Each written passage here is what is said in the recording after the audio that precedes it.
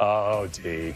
Oh, D. Not your week in sports, buddy. Yeah. Dodgers, Lakers struggled. Yeah. Locks of the week took a big hit. Now, I mean, I'm not cruising to any sort of a victory. Mine was a loss by, what, a shot? Ricky didn't quite have the game to finish in the top 10 this past week. Yeah, I've fallen to 2-1, but I'm feeling a little bit better about that. Yeah. Okay. Yeah. Raiders won. You're kind of back into it. Let's get back into our locks of the week. D, you want to kick this off? I'll kick us off. Okay. By the way, this is where last week's locks live. In the trash. This is where they're living. Let's get them back. Let's get them back up top. This one's not going to be in the trash. This will be on the shelf. P. Reed. Patrick Reed. Highest ranked player in this field at number 24. I'm top 10 in him this week. Okay. Is it what's plus 215? Oh, you're getting plus money on I'm getting plus money for a top 10 for P. Reed, who wasn't at the Ryder Cup. And listen, hasn't been playing well of late. I know. No top 10s since Memorial. That's a long time ago. But I'm looking at the forecast and I'm seeing wind. And wind tells me a lot of missed greens. And we know that P. Reed has a short game that will not quit. So considering he's number 24 in the world, considering I got top 10 and it's plus money, I am very comfortable the Masters champion will be able to finish in the top 10. Yeah, I mean, sometimes you just got to play like you're the best player in the field, right? I mean, occasionally you got to show up and go, I'm the name. Yes. I'm the notable in this field. I'm on the brochure. Everybody's got to catch me. Yes. I like that. Plus 200. That number's going to change. That number's going to go the other way. Get on it now, then. I've got a little bit of a longer shot, if you will. Okay. A notable name, a former #1 player in the world, Luke Donald.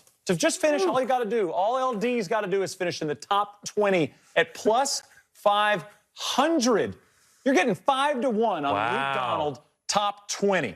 Luke Donald has a couple top 20s recently on the PGA Tour. T13th at the Byron Nelson, T16th at the 3M. Last year in this event, Luke Donald through 36 holes was in a tie for 6th. Wait, through 36 holes? Well, yeah, listen. Through 2 rounds, Luke Donald was right there. Now, now the story didn't go so well. All right. 2 rounds. I'm just saying, I'm a journalist. My job is to ask questions. I'm saying through 36 holes, he was cruising to a top 20. Now, he finished T40, which is not in the top 20. We'll get research on it. I'm sorry I did that to you. Almost positive that's not in the top 20. But he at least understands the golf course. I think Luke Donald, Luke Donald, I feel like he's still in his early 40s. He's got to find something at some point. It seems to be all over the place. It's a miscut and a top 20. A miscut and a top 20. I'm just going to go top 20 at plus 500. At some point, those money games with MJ at the Grove are going to pay off for the former world #1. And I like his short game. Bunker, you want to put on an Instagram video of Luke Donald around the short game era, you're going to learn a lot. Talk to European Tour vets about Luke Donald's bunker game when he was really at the height of power. And they say there's nothing like it. There was nothing like his ability to get the ball close on out of any lie. Any bad lie, any great lie, plug lie, fried egg lie.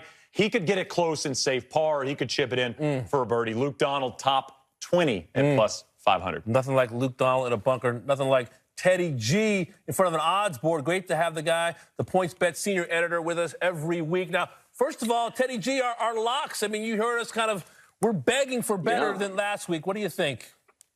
I hate to interrupt this conversation. I was enjoying it tremendously. Those rationales of we got some wind going. We got a 36-hole performance from Luke.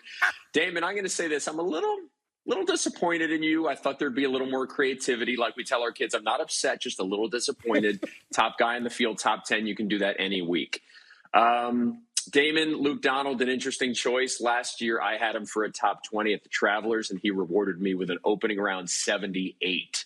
So not feeling it with Luke this week, but I've got a lock. Listen, we're pulling out Travelers numbers out of nowhere, Teddy G. That's the Travelers, baby.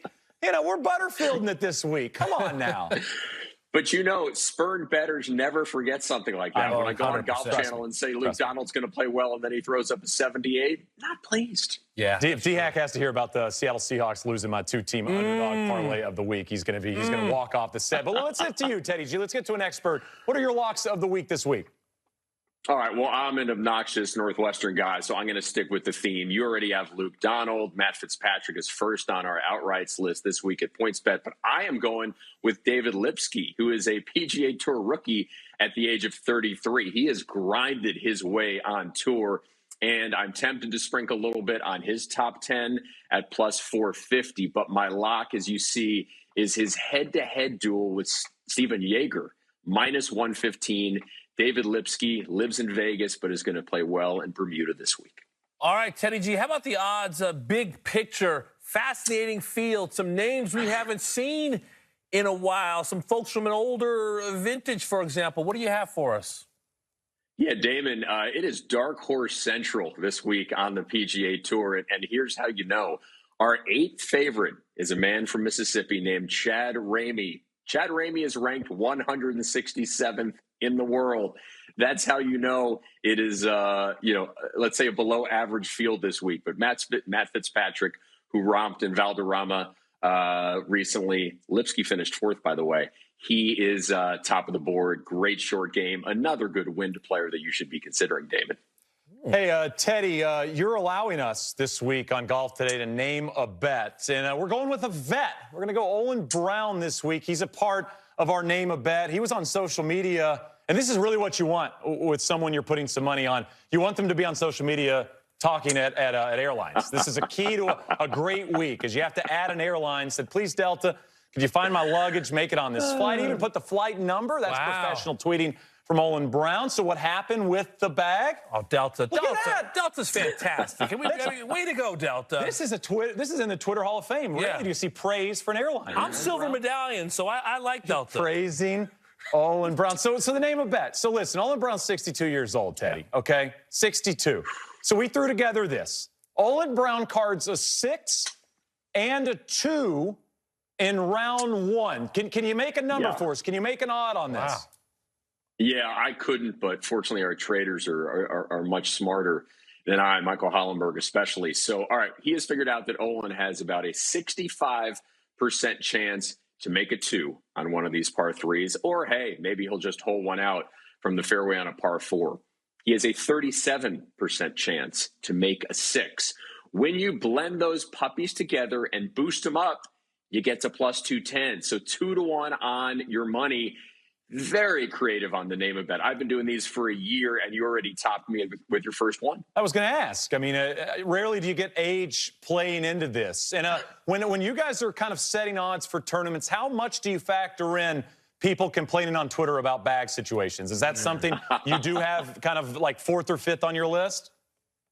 Well, a little bit more of a Jay Croucher question there, but I think I can address that by saying, yes, our guys are on Twitter constantly, whether it's football and Adam Schefter or golf and Will Gray, or just, maybe the Delta feed. We are always looking for whatever little tidbit we can find. All right, Bacon's closing in on Teddy G's job. I'm closing in on Croucher's job, but I digress. You have a name a bet, Teddy? Can you top what Bacon threw at you?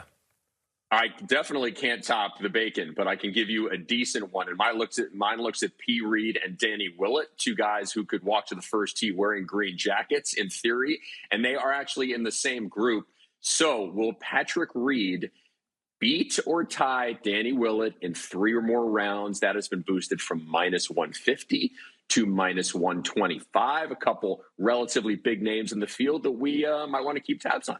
Wow, I mean, my head is exploding, but it also exploded last week, and you hit. You're being very humble. Take us through what you did last week, because I could barely follow like a bogey 10, 11, 12, but somehow you hit, Teddy G. Damon, we, of course, were talking about the Tiger bogey barrage of bogeying 10, 11, and 12 as he did at the Zozo when he won it in 2019. So I was curious, would any golfer bogey those 3 holes and merely finish in the top 40? And the answer was a resounding yes, because Takumi Kanaya did that. Not only did he finish in the top 40, he finished tied for 7th. I will be marking this young man's career. He is a former #1 junior in the world, I believe, and I think great things are in store. If he can do that, make all those bogeys and still finish top 10 at a good event, he's got my money. Boom. How about it? Teddy G, I'm still waiting for the gold chain around the neck. Maybe that'll be for next week. Enjoy the rest of your week, buddy. Loved it, guys. Have a great one.